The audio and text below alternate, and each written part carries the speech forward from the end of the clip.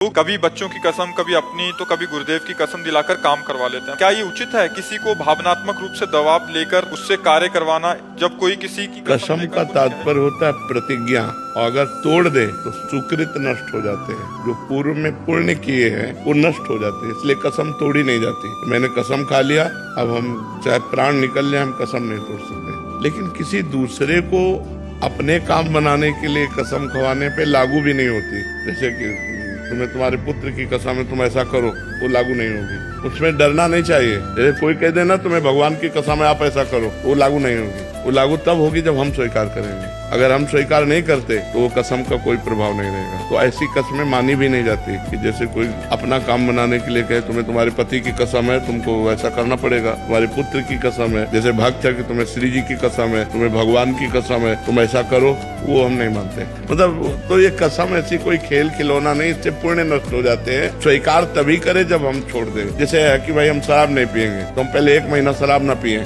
फिर हम कसम खाएं कि मैं कसम खाता हूँ कि अब शराब नहीं पीऊंगा, क्योंकि हमने 1 महीना देख लिया। तुरंत कसम नहीं खानी चाहिए। पर आजकल ऐसा शाम के कसम खाओ, सुबह तोड़ दो, फिर शाम के खाओ, फिर तोड़ दो, ऐसे चल शाम तक सुबह तक टिक जाए तो बहुत बड़ी बात है। उस 2 मिनट में तोड़ देते हैं। बहुत कमजोर हो गए हैं लोग। तो ऐसे तो मानना ही नहीं चाहिए, और ऐसी कसमें लगती भी नहीं है। नहीं तो सब कोई अपना काम करवा ले। तो ऐसे डरना नहीं चाहिए कि हमारे पुत्र की कसम दे दी, हमारे पति की कसम, इससे कोई प्रभाव। जैसे आजकल बच्चे कहते हैं हम स्वतंत्र हैं, माता पिता की आज्ञा की परतंत्रता, शास्त्र की आज्ञा की परतंत्रता, गुरु की आज्ञा की परतंत्रता, कानून की परतंत्रता। अगर ये स्वीकार करोगे तो स्वतंत्र हो जाओगे, अगर मनमानी करोगे तो परतंत्र हो जाओगे। मनमानी स्वतंत्रता नहीं होती, मनमानी इंद्रियों की परतंत्रता होती।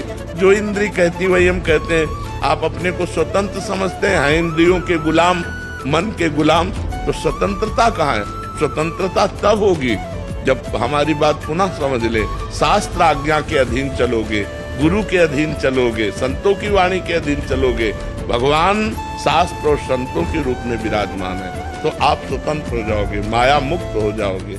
हमें कामना की भी पूर्ति चाहिए तो हमको गलत आचरण छोड़ने पड़ेंगे, क्योंकि हम जो कामना की पूर्ति चाहते हैं उसमें पाप आचरण बाधा पहुंचाएंगे। पाप का फल दुख है, पाप का फल विपत्ति है, पाप का फल संकट है। यदि आप मुर्गा मुर्गी खाते हो तो पाप कर रहे हो, और वो पाप आपकी कामनाओं को पूर्ण नहीं होने देगा। चाहे हनुमान जी के पास जाओ, चाहे राम जी के पास जाओ, जहाँ भी जाओगे जीवों की हिंसा करते हो, जीवों को दुख देते हो, गंदा आचरण करते हो, गंदा भोजन पाते हो, तो भगवान प्रसन्न नहीं होने वाले। और आप किसी मंदिर न जाओ, घर में पवित्र आचरण करो, पवित्र भोजन पाओ और नाम जप करो, तुम्हारे घर में भगवान आ जाएंगे। कहो सो कहाँ जहाँ प्रभु नाही, हरि व्यापक सर्वत्र समाना, प्रेम ते प्रकट होए मैं जाना। तो प्रेम कहाँ से आ जाएगा जब अपराध करोगे? इसलिए जो कामना भी पूर्ति चाहते हैं तो उनको चाहिए कि गंदा भोजन और गंदे आचरणों का त्याग करे, तो उनकी कामना जल्दी पूर्ण हो जाएगी, निश्चित पूर्ण हो जाएगी।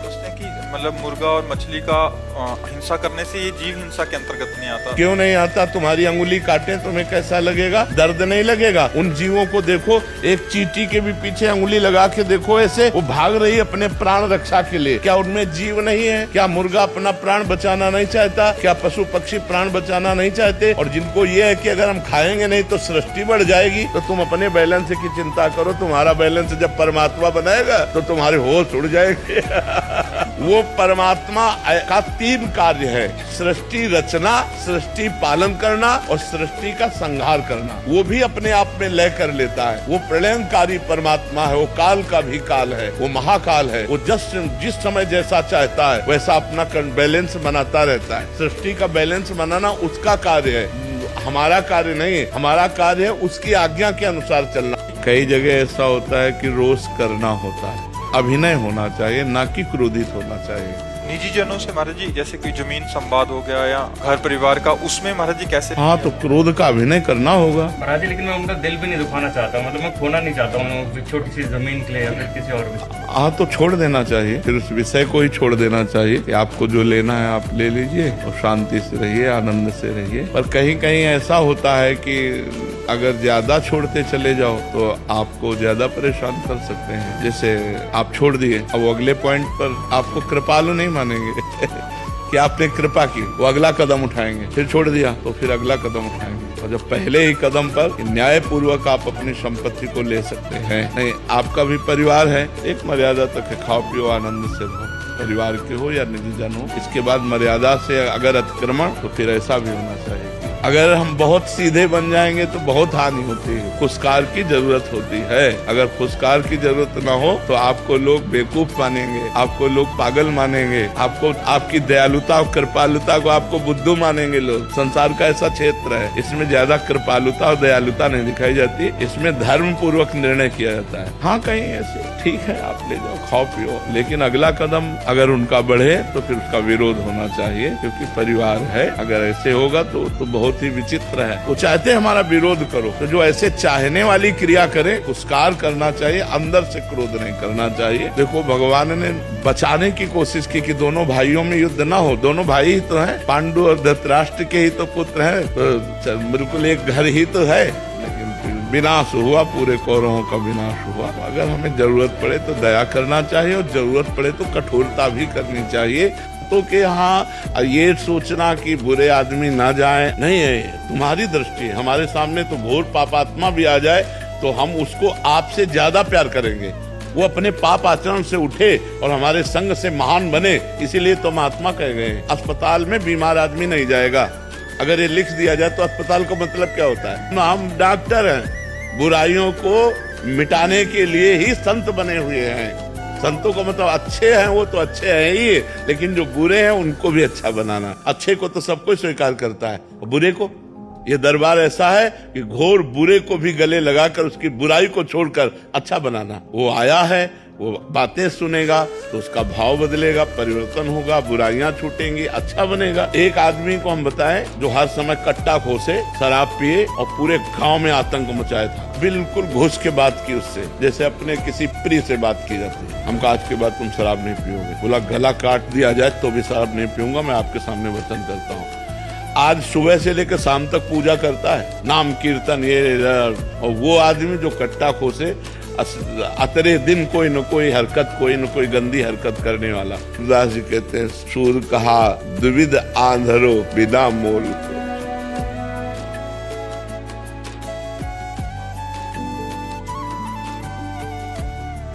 भगवान में बिक जाना, कोई कामना न होना, भगवान की सिवा हमारा कोई है नहीं, ऐसा। देखो शब्द देखो, कह रहे सूरदास द्विविध आंधरो, बाहर से तो अंधा हो, अंदर से भी अंधा हो, मेरे तो और कोई साधन ही नहीं।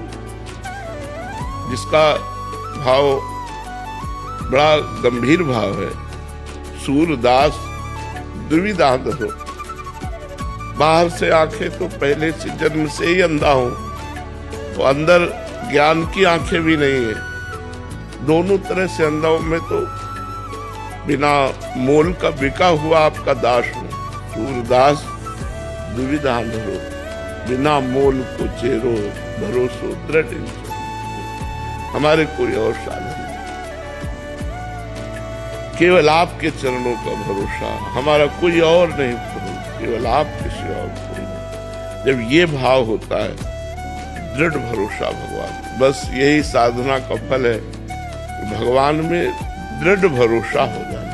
ये नहीं कहते कि दिन भर माला चलावे, पर विद्यार्थी को जरूरी है कि वो 10-20 मिनट अध्यात्म की बातें रोज सुने या पढ़े। मान लो सुनने को नहीं मिलता तो शास्त्र से पढ़े, छोटी छोटी पुस्तिकाएं गीता प्रेस से प्रकाशित हैं जो अध्यात्म से युक्त हैं, ये करना चाहिए, ये नहीं करना चाहिए, ज्ञान हो। नहीं तो क्या होता है कि खेल खेल में, विनोद विनोद में कहीं न कहीं हम फंस जाते हैं, और जिससे हम फंसते हैं वो वस्तु व्यक्ति हमारे चिंतन का परिवर्तन करता है। आंतरिक हम कमजोर हो जाते हैं, आंतरिक हमारा चिंतन हो, तो अब पढ़ाई में जो चिंतन लगना चाहिए प्रसन्न होकर, तो उसमें लग जाता है। तो कहीं न कहीं जो पराजय होती है, जो फेल होना होता है, जो हम ग्रहण नहीं कर पाते हैं, जैसे हमारा अंदर से कहीं चिंतन है तो आप क्या बोल रहे हैं मुझे समझ में नहीं आता। क्योंकि चिंतन हमारा अंदर और कहीं चल रहा है, और जो हमारा चिंतन आप जो बोल रहे हैं उसी पे है, तो हम उसे पकड़ पाएंगे। तो आंतरिक चिंतन को संभालना अध्यात्म का काम है, और चिंतन संभल गया तो चाहे वो भगवान का चिंतन हो, चाहे विद्या का चिंतन हो, चाहे किसी विषय का चिंतन हो, वो परफेक्ट उसमें रहेगा। तो हमें लगता है विद्यार्थियों को ब्रह्मचर्य से रहना चाहिए जब तक ब्याह ना हो, और व्यसन का त्याग करना चाहिए, कोई नशा नहीं होना चाहिए, और किसी तरह गंदे दृश्यों को देखना, गंदी बातें नहीं होनी चाहिए। तो बहुत अच्छे विद्यार्थी बन जाएंगे, वो उन्नतिशील हो जाएंगे,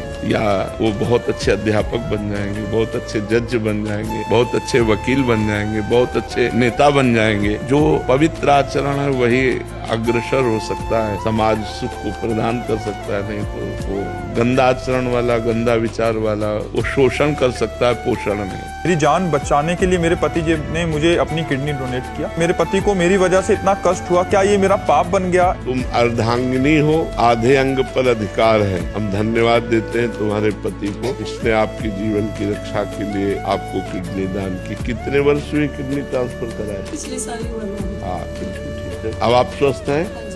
बिल्कुल स्वस्थ हैं, कोई दवा नहीं? दवा तो जीवन भर चलेगी। दवा जीवन भर चलेगी, ठीक है। बहुत धन्यवाद है आपके पति को जो उन्होंने आपके जीवन की रक्षा के लिए अपनी किडनी दान की। ऐसा ही प्रेम होना चाहिए पति पत्नी में कि एक दूसरे के लिए प्राण समर्पित हो, एक दूसरे के लिए जीवन समर्पित हो। आजकल तो बहुत ही मानसिकताएं खराब हो रही, लेकिन धन्यवाद है जिन्होंने वास्तविक समझा अपने पति धर्म को और उन्होंने अपनी किडनी दी। हाँ, बहुत सुंदर बात। वो भी स्वस्थ है? हाँ जी, वो भी स्वस्थ है। अच्छा, कहाँ है? अच्छा, आप हैं, आप इनके पति हैं। हाँ, धन्यवाद आपको, बहुत बहुत धन्यवाद। इनके जीवन बचाने के लिए धन्यवाद। हाँ, आपको इसलिए बार बार धन्यवाद देते कि कलिकाल में अपनी पत्नी के लिए कोई अपने प्राणों की बाजी लगा दे, ये बहुत बड़ी बात होती है। बहुत सुंदर बात, बहुत सुंदर बात। धन्यवाद आपको।